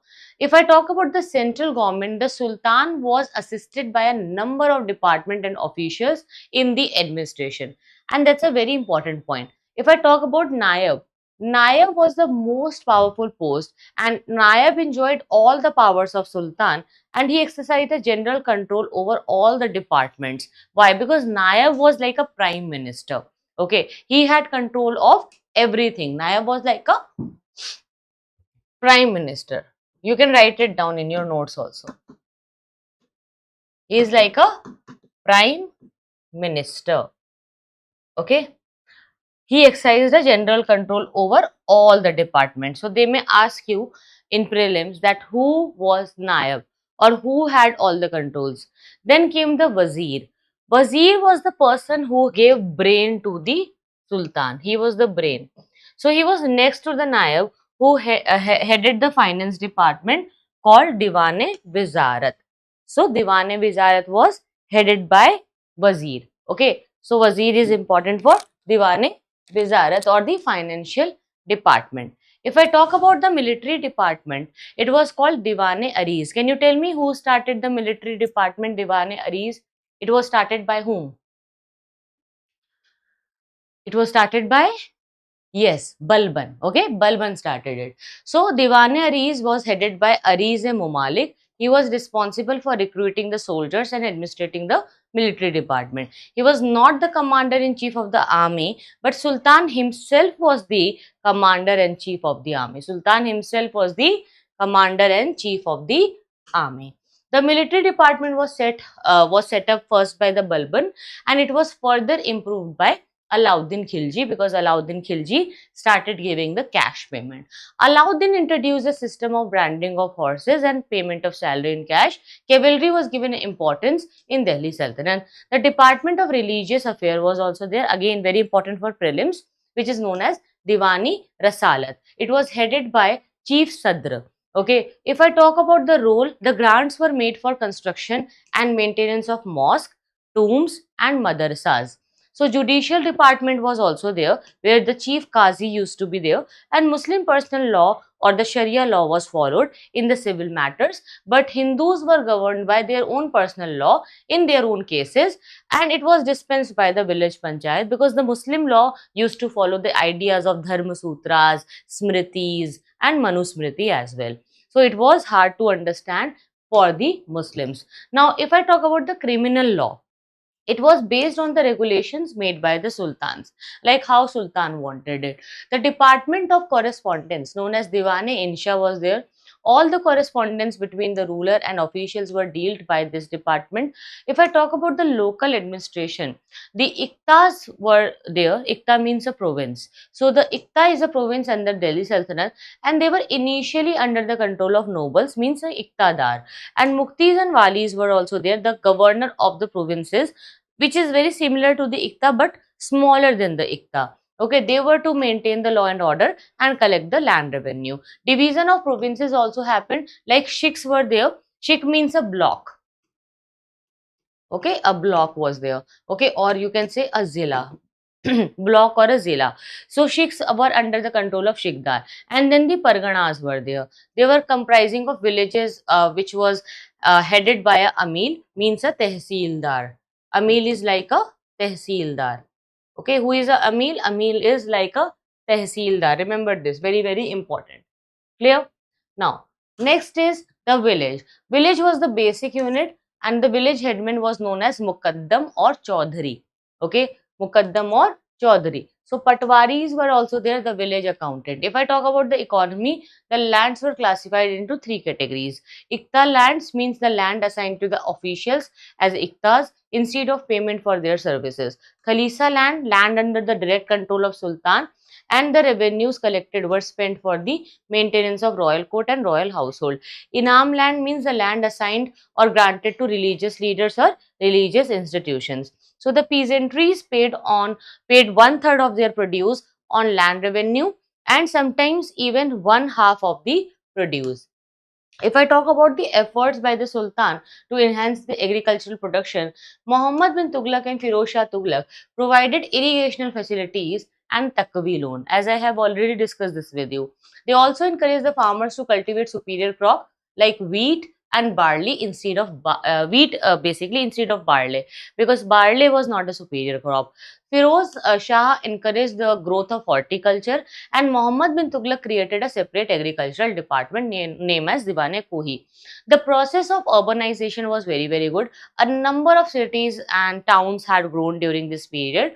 Lahore, Multan, Baroch, Anilwara, Lakhnauti, Daulatabad, Delhi, Jaunpur, they all were very, very important among them. Delhi remained the largest city in the east. If I talk about the trade and commerce, it witnessed the growth, and India exported a large number of commodities to the countries on the Persian Gulf and West Asia, and also to Southeast Asian countries.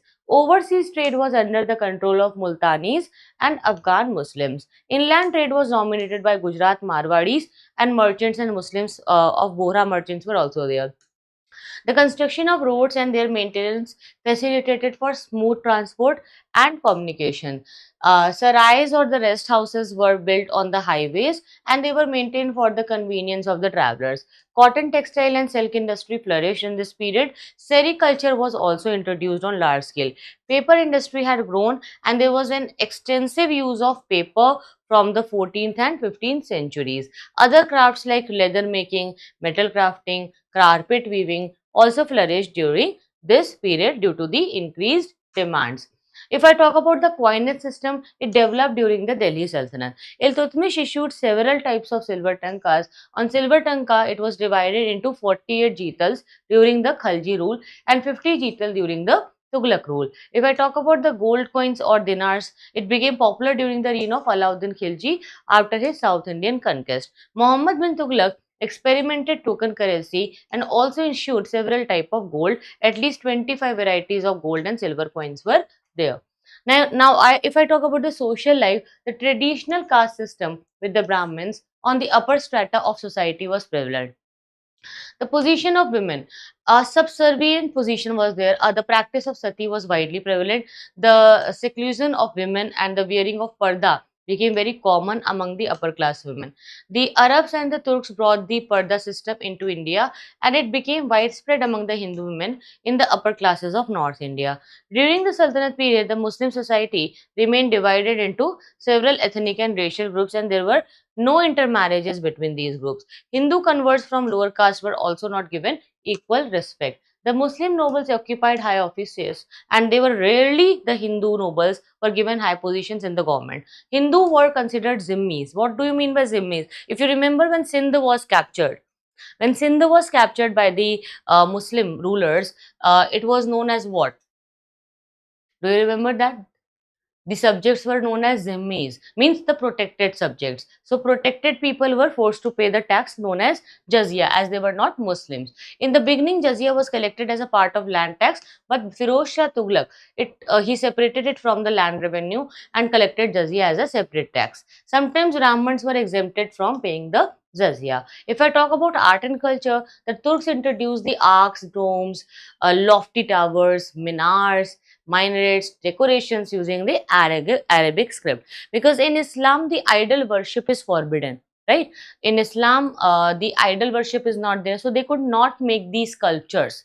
They never made any kind of sculptures of human figures or animal figures. So what they used to do, they used to write the Arabic script. They also added color to their buildings by using marbles. Red and yellow and sandstones were used.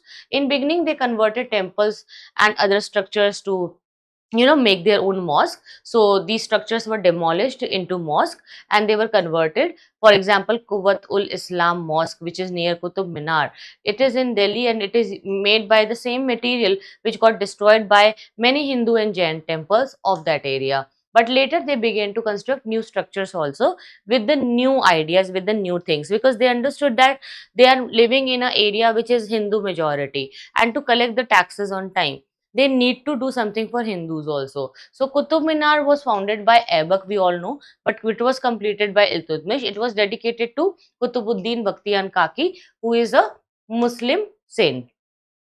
So Alauddin Khilji added an entrance to Qutub Minar, which is known as the Alai Darwaza. The dome of this arc was built on scientific line.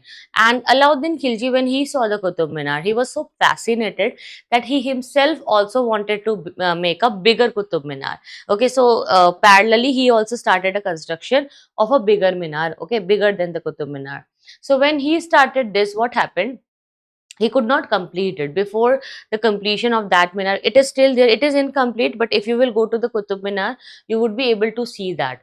But it is still incomplete, but it was started by Alauddin Khilji. So he was a very ambitious kind of person. Okay, so the building of Tughlaq period was constructed by combining the arcs and domes. They also used the cheaper and easily available grey color sandstones. The Tughlaqabad, which is the palace complex with its beautiful lake, was built during the period of Ghiyasuddin Tughlaq. Muhammad bin Tughlaq made the tomb of Ghiyasuddin on a very high platform. The Kotla fort at Delhi was created by Firoz Tughlaq. The Lodi gardens in Delhi are the great example for the architectures of the Lodis, the way Lodis used to work. Now last is music. Okay, so the new musical instruments such as sarangi, rabab were also introduced during this period. Amir Khusro from 1252 to 1325 introduced many new ragas such as Ghor Rag and Sanam Rag. Do you know what is the meaning of rag? Who will tell me? What is the meaning of rag? It is a style of music basically in which you give the emotion to the music. Okay, like what kind of emotion is there in the music will be known by the ragas. Clear? In the Aarambh batch, all the subjects will be covered for the GS. All the subjects. All the NCERTs will be covered with you. History, polity, geography, economy, everything. From basic to advanced. Okay, and if you want to know more, if you want to join the entire batch of Aarambh batch, if you want to be connected with me personally on day-to-day basis, if you want your answers to be checked, if you want a complete dedicated mentor for yourself, then what you can do, fill the form which is there in the descriptive box.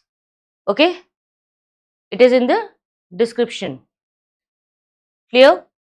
Yes, music was prohibited in Islam. It was always prohibited. But in Sufism, it is not prohibited, no. Because in Sufism, music helps you to connect with God. Music, music helps you to connect with the God. That's why in Sufism, music used to get developed. And only the Sufi saints used to follow this music style, not everybody else. So Amir Khusro, he was basically, he was an artist. Okay, he also used to write, he also used to play. He introduced many ragas, Ghor rag, Sanam rag. He evolved Qawwali also. Okay, Qawwali was a new style of light music which was a blend of Hindu and Iranian systems. So he invented sitar also, and the Indian classical work like Rag Darpan was translated into the Persian language during the reign of Firoz Shah Tughlaq. Pir Bodhan, a Sufi saint, was one of the greatest musician of this period, and he is very, very important. Raja Mansingh of Gwalior encouraged the composition of great musical work called as Man Kautuhal. Please write it down, very, very important. Man Kautuhal. Okay, very, very important. This can come in exam. Okay. Now, next is literature. The most famous historian of this period were Hassan Nizami, Minhaj Siraj, Ziaudin Barni, Shams Shiraz Afif. They are the most famous historian. Like for example, Tariq-e-Firoz Shahi by Ziauddin Barni. It contains the history of Tughlaq dynasty. Then Tabakat-e-Nasari, which was written by Minhaj Siraj. It is a general history of Muslim dynasties set up to 1260. If I talk about the works of Amir Khusro from 1252 to 1325, he was under the Alauddin Khilji. So he wrote number of poems and he created new style of Persian poetry also, which is known as Sabaki Hind or the Indian style. Then Khazain ul Futuh, which speaks about the Alauddin conquest, is also written by the Amir Khusro. Amir Khusro also wrote the Tughlaq Nama, which deals with the rise of Ghiyasuddin Tughlaq, how the Tughlaq dynasty got started. Then Sanskrit and Persian, they also functioned as a link of the language. They were the language in Delhi Sultanate.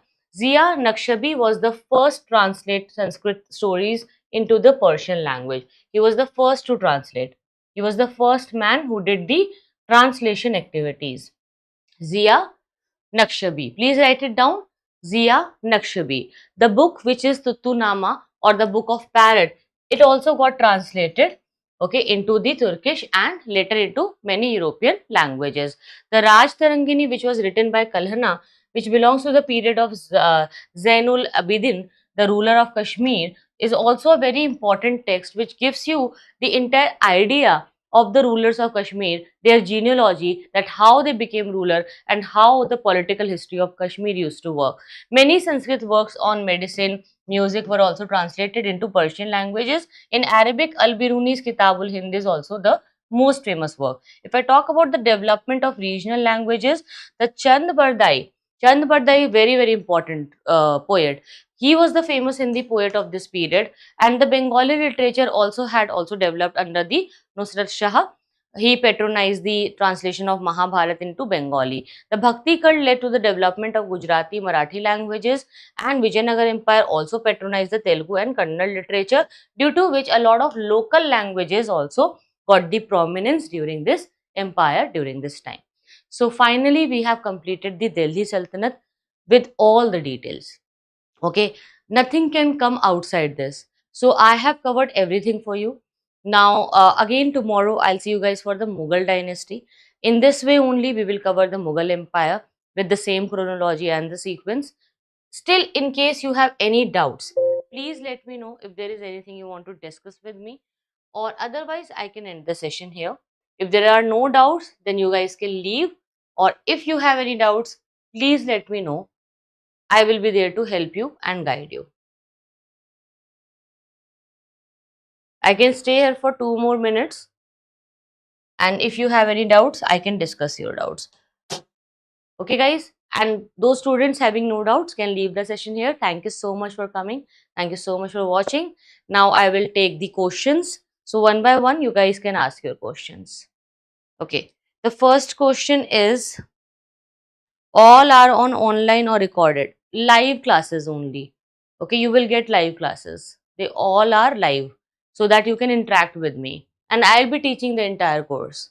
Don't worry. Some classes will be taken by the Sugam sir, economy especially. Otherwise, I'll be taking the most of the classes. Fine.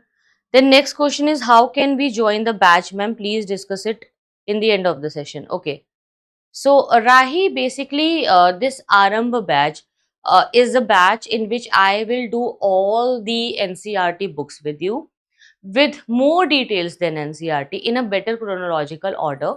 You must have seen my classes. Most of the classes are initially uploaded on the YouTube also. So in this batch, which was started 10 days back, we have completed almost 10 lectures.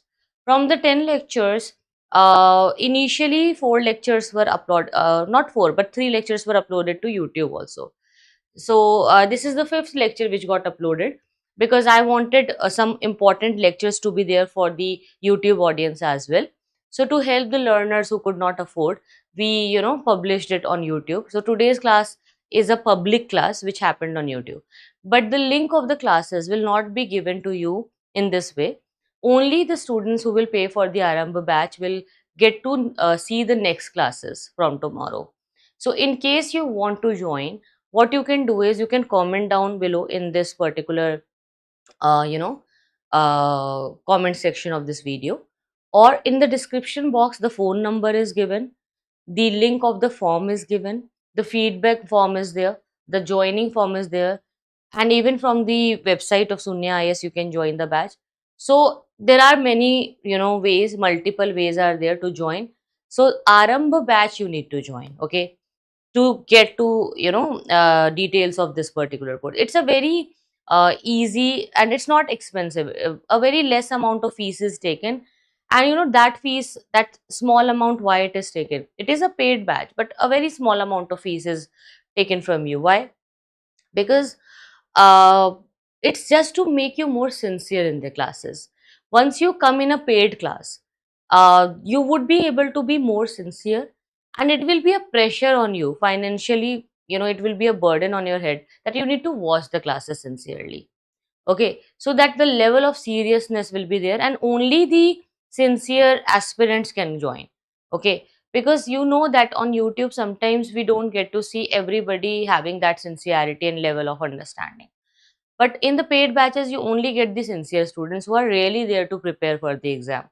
You get good classmates also, you get good teachers and mentors also. So that's why you must join. The details are already uploaded on the YouTube. I have made a video also on the YouTube.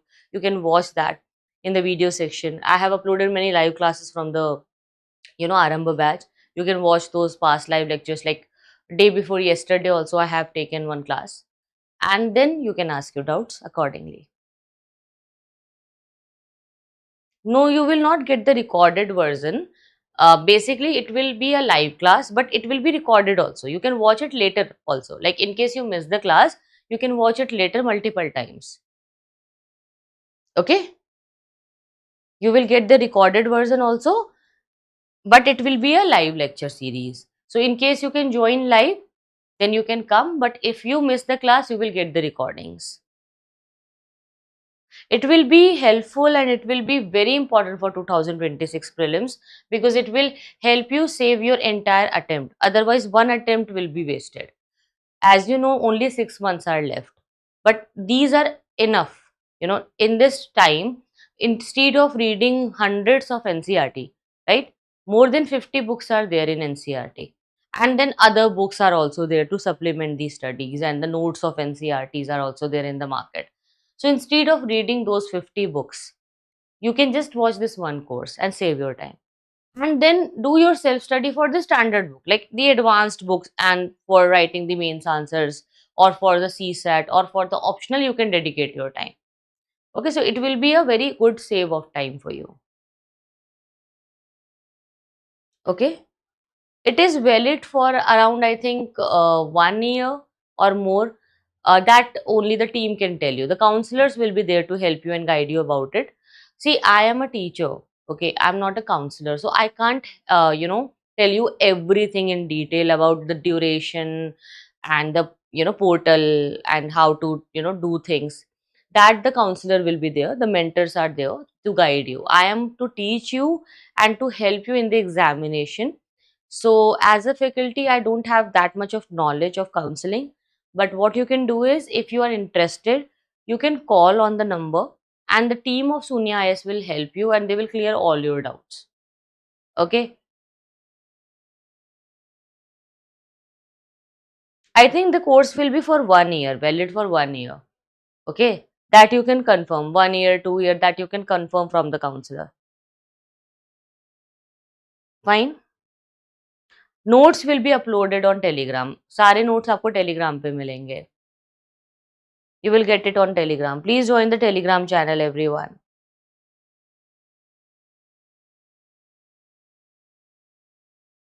Venkatesh. Venkatesh Bandi, you wanted to join the previous classes also, right? So you can watch the recordings. It is uploaded on the YouTube. Or if you want the entire batch, you can join the Aarambh batch. Okay? Fine. So I hope I have answered all the questions and queries for you today. Still, in case there is anything left, you guys can connect to me on Telegram. I will end the session here. Thank you so much for coming. Thank you so much for watching. See you then. Take care. Bye bye.